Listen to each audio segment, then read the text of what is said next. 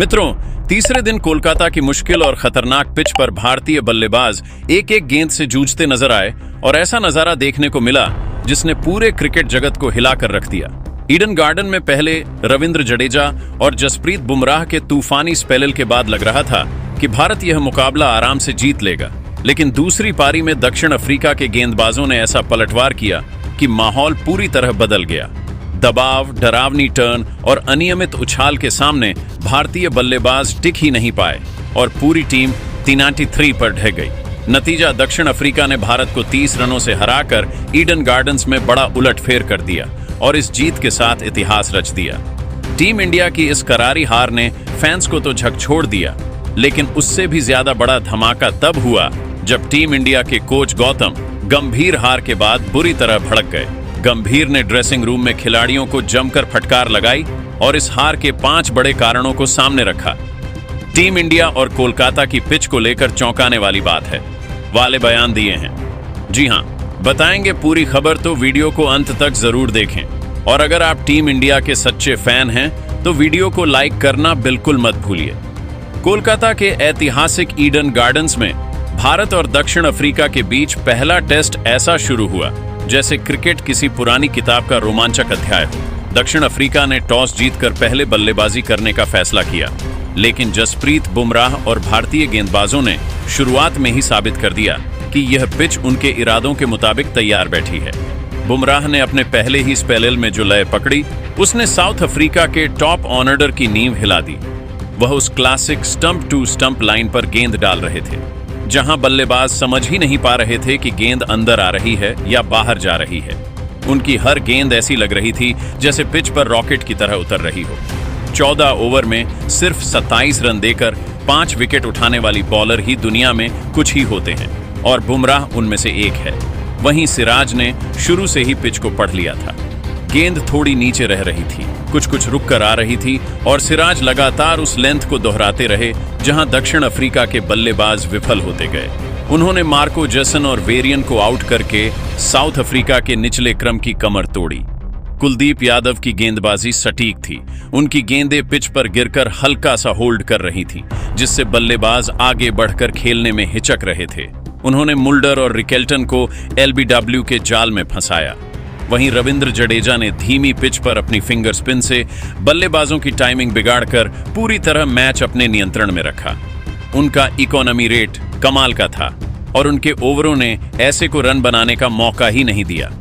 पूरा south Africa सिर्फ 159 पर सिमट गया और ईडन गार्डन्स की हवा में भारत के बढ़त लेने की खुशबू फैल गई। भारत की पहली पारी की शुरुआत यशस्वी जायसवाल के जल्दी आउट होने से थोड़ी डगमगाई, लेकिन केएल राहुल ने जिस धैर्य से बल्लेबाजी की वह ईडन की मुश्किल पिच पर एक मास्टर क्लास थी। वह स्कोरबोर्ड पर भले ही 29 रन लेकर लौटे, लेकिन उनकी 119 गेंदों की बैटिंग भारत की पहली पारी की रीढ़ थी। गेंद हवा में घूम रही थी, पिच से गेंद रुक कर आ रही थी और दक्षिण अफ्रीका के गेंदबाज हर ओवर में एक एक धमकी भरी गेंद डाल रहे थे। फिर भी राहुल बिल्कुल शांत, स्थिर और धैर्यवान नजर आए। उन्होंने हर ओवर को छोटे छोटे टास्क की तरह खेला। बॉल छोड़ो, डिफेंस करो, सिंगल लो, और इसी अनुशासन ने भारत के लिए मजबूत आधार बनाया। वॉशिंगटन सुंदर ने भी बेहद परिपक्व बल्लेबाजी की। 29 रन दिखने में छोटे लगते हैं, लेकिन 42 गेंदों में उस पिच पर इतना लंबे समय तक टिकना टीम के लिए सोना था। उन्होंने अपनी तकनीक से स्पिन को न सिर्फ झेला, बल्कि शानदार कवर ड्राइव और सिंगल लेकर स्ट्राइक घुमाते रहे। पंत की 27 रन की पारी थोड़ी तेज थी और मैच की रफ्तार के खिलाफ थी, लेकिन कई बार टेस्ट मैच में ऐसे कैमो शॉट विपक्षी को हिला देते हैं और पंत के कुछ सटीक शॉट्स ने साउथ अफ्रीका के गेंदबाजों को अटकाया। जडेजा ने 27 रन बनाए। उनकी पारी भारत को बढ़त दिलाने के लिहाज से महत्वपूर्ण थी, क्योंकि वे जिम्मेदारी के साथ खेल रहे थे और पिच को समझ चुके थे। हालांकि साउथ अफ्रीका का सबसे बड़ा हथियार बना सिमोन हार्मर। उनकी गेंदों में जबरदस्त टर्न था। वे गेंद को पिच पर गिराकर लंबे समय तक हवा में पकड़ लेते और भारतीय बल्लेबाजों को बार बार चकमा देते। उन्होंने पंत, जडेजा, जुड़ैल और अक्षर जैसे बड़े शॉट खेलने वाले बल्लेबाजों को आउट करके भारत की पारी को रोक दिया। जसन ने भी 3 विकेट लेकर भारत को दबाव में रखा। नतीजा, भारत 119 पर ऑन आउट और सिर्फ 30 रनों की पतली बढ़त। दूसरी पारी में दक्षिण अफ्रीका को एक अच्छी बढ़त चाहिए थी। लेकिन भारतीय गेंदबाजों ने फिर तूफानी शुरुआत की। रिकेल्टन 11 रन पर, मार्करम 4 रन पर और मुल्डर 11 रन पर आउट हुए। जडेजा ने अपनी फुल स्पीड ड्रिफ्ट और टर्न से बल्लेबाजों को फंसाया। उनकी गेंदें पिच पर गिरते ही हल्का सा रुक रही थी और बल्लेबाज आगे बढ़कर खेलने की हिम्मत भी नहीं कर पा रहे थे। कुलदीप यादव ने अपनी तेज टर्नर और धीमी फ्लोटर से विकेट निकालकर साउथ अफ्रीका को बीच में रोका। बुमराह ने भी मार्को जसन को आउट करके एक बार फिर साउथ अफ्रीका पर दबाव डाल दिया। लेकिन कप्तान टेम्बा बहुमा का दृढ़ संकल्प दक्षिण अफ्रीका की उम्मीदों का आखिरी आधार बना।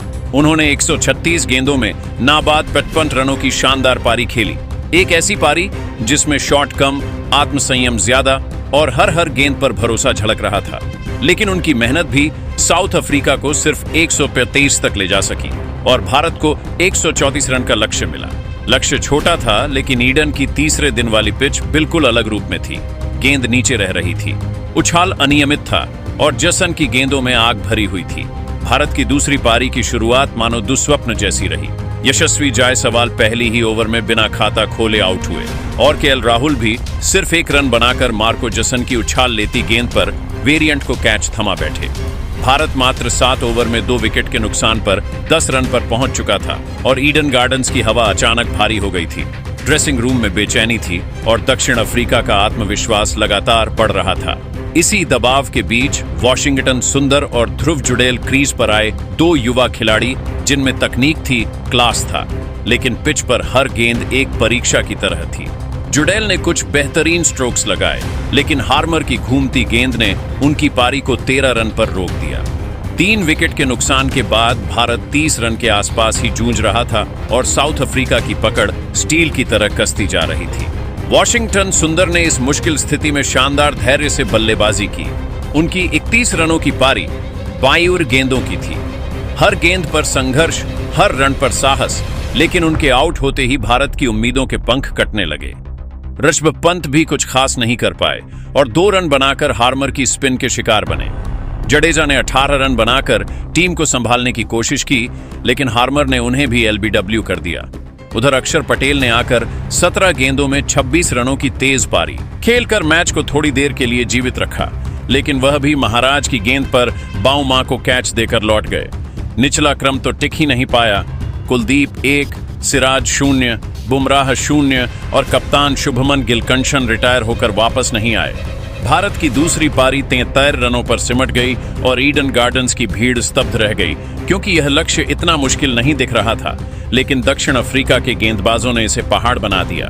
सिमोन हार्मर ने 4 विकेट, महाराज ने 2 विकेट और जसन ने शुरुआती झटके देकर भारत की पूरी बल्लेबाजी को तहस नहस कर दिया। अंततः दक्षिण अफ्रीका ने यह मुकाबला 30 रनों से जीत लिया। एक ऐसी जीत जो उन्होंने अपनी गेंदबाजी के दम पर छीन ली। भारत की ओर से सुंदर और अक्षर के संघर्ष के बावजूद पिच, दबाव और स्पिन जाल ने मिलकर मैच का रुख बदल दिया।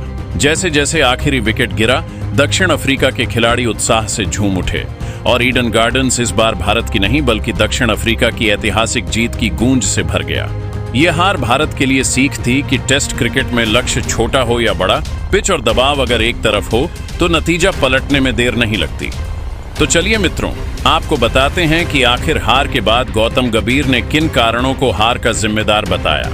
कोलकाता टेस्ट में दक्षिण अफ्रीका के हाथों मिली 30 रनों की कड़वी हार के बाद भारतीय ड्रेसिंग रूम का माहौल पूरी तरह बदल गया और सबसे ज्यादा नाराज दिखे टीम इंडिया के मुख्य कोच गौतम गंभीर। मैच खत्म होते ही जब खिलाड़ी वापस लौटे तो गंभीर ने 1 सेकंड भी बर्बाद नहीं किया और पूरे दल को साफ शब्दों में बता दिया कि यह हार सिर्फ गलत किस्मत या मुश्किल पिच की वजह से नहीं हुई, बल्कि टीम की कमियों ने इसे आसान जीत से सीधी हार में बदल दिया। उनके चेहरे का गुस्सा, आवाज का टोन और बात करने का तरीका बता रहा था कि यह साधारण हार नहीं बल्कि एक ऐसा झटका है जो टीम को अंदर तक हिला देना चाहिए। गंभीर ने खिलाड़ियों के सामने भारत की हार के 5 बड़े कारण रखे और हर कारण पर तीखी टिप्पणी की। उन्होंने सबसे पहले कहा कि रोहित शर्मा और विराट कोहली की गैर मौजूदगी टीम इंडिया को बुरी तरह महसूस हुई। गंभीर ने स्पष्ट कहा कि इस टीम में टैलेंट की कमी नहीं, लेकिन रोहित और कोहली जैसे खिलाड़ी टेस्ट क्रिकेट की धड़कन होते हैं।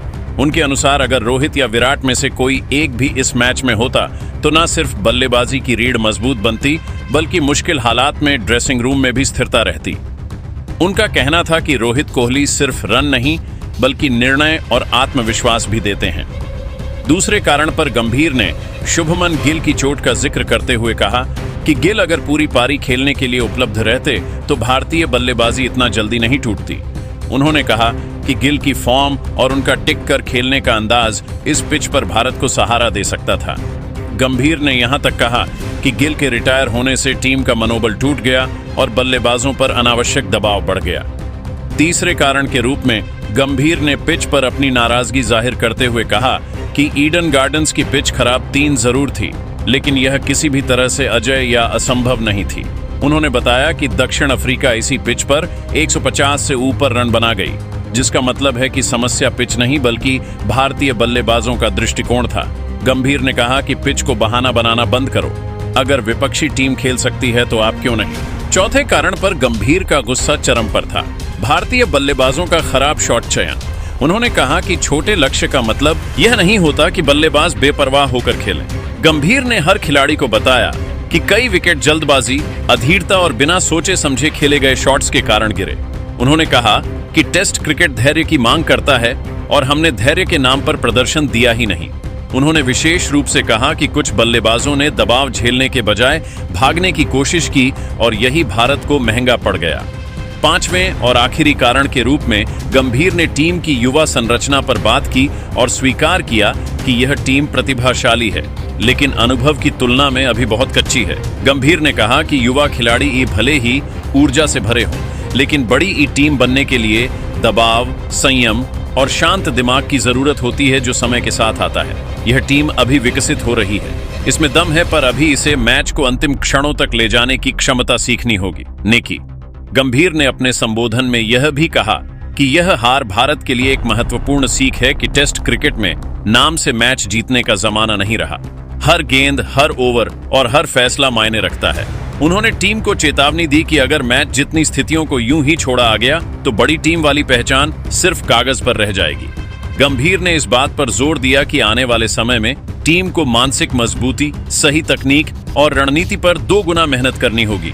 ड्रेसिंग रूम में उनकी बातें इतनी सख्त और सीधी थीं कि हर खिलाड़ी समझ गया कि यह हार सिर्फ एक स्कोर नहीं बल्कि टीम के लिए जागने का अलार्म है।